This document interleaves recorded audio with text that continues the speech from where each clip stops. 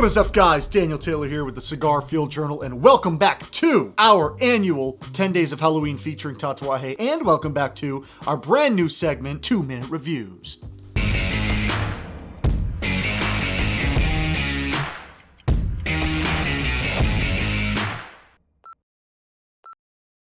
And tonight we do have a special treat for you. We are winding through the Pudgy Monsters. And if anyone knows about the Pudgy Monsters, you probably know that there's only 8 because they doubled the Pudgy Chuck and the Pudgy Tip. So what will the last 2 cigars of our 10 Days of Halloween be? I don't know. You'll have to stay tuned to find out. Anyway, tonight we are smoking the Pudgy Chuck. So, in case you don't know the parameters, I'll go over them one more time. The 2-minute timer is going to start the second I start talking about the stick. It's going to be right here, and I will try to hypercut this within a 2-minute time span to give you all the notes. Again, it's anecdotal, it's just personal. These are not going to reflect to the way you're going to taste the stick. Maybe some things will be similar, but you never know. Our palates are different. Just to give you a little baseline of the tastes and whatnot. All right, here we go. Beautiful wrapper, little sheen, but not much. Let's get this thing cut. We're sticking with the Colibri because we've been using it the whole time. Nice aroma. Man, this V-cut's been like perfect. I have my flame set really low, so like I have to get close to even have any effect on it. Barely charring it.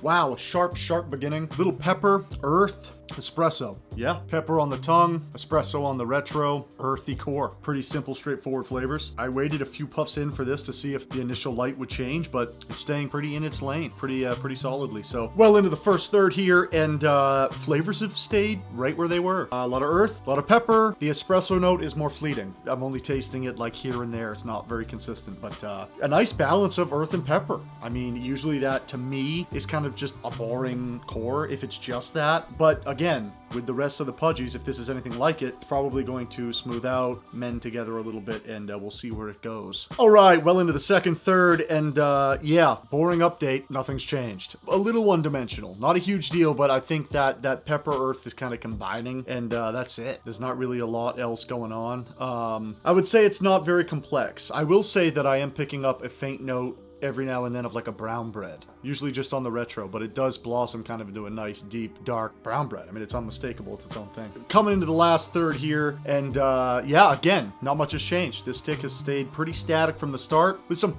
faint and fleeting flavors thrown in there. Toward the end, every now and then I would get a faint note of like a barbecue, like a roasted barbecue, you know, like just charred. It wasn't often, it was here and there. This would probably, this far in the Pudgies, be my least favorite. And again, it doesn't matter, it's not a knock, it might be your favorite. The flavors just really aren't where my preferences lie, if you will. But still enjoyable nonetheless, just compared to the other 6. It's not quite up there for me. All right, that's gonna do it for us for this episode. Like this video if you dug it, dislike it if you hated it. Shoot us a comment below and let us know. Where do you place this in your hierarchy of the Pudgy Monsters, or the monsters in general? Feel free to subscribe and ring that bell so you know when we upload, and we will see y'all tomorrow.